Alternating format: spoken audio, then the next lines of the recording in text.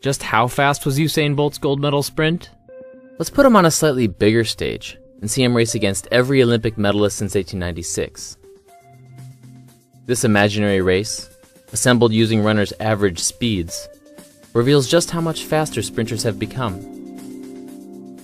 A few lanes over, we see another Usain Bolt, who dominated the field in Beijing in 2008.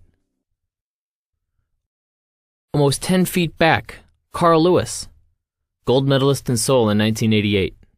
He won in 1984 too, one of just a handful of sprinters on this track twice. As we go further back in time, we pass more of the fastest sprinters in history. Jim Hines, the first man to break 10 seconds in the Olympics. Jesse Owens, who won 4 golds in Berlin in 1936.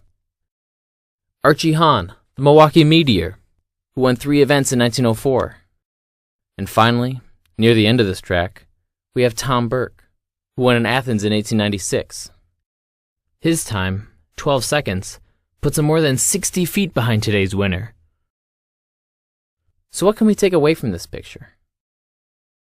For one, a lot of these sprinters are from the US.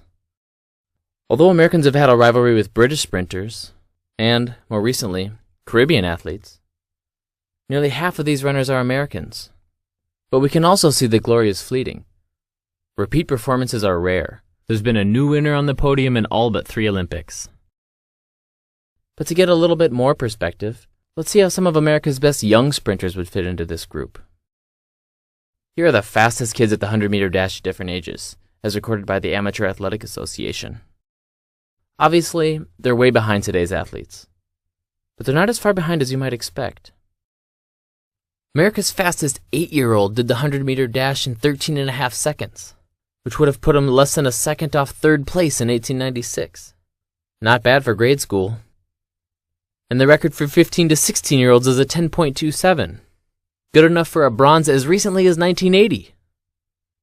Still, it's not like those Olympians were slow. Despite more than a century of improvements in nutrition, fitness, footwear, and track surfaces, the difference between today's athletes and the fastest humans of the 19th century? Just about 3 seconds.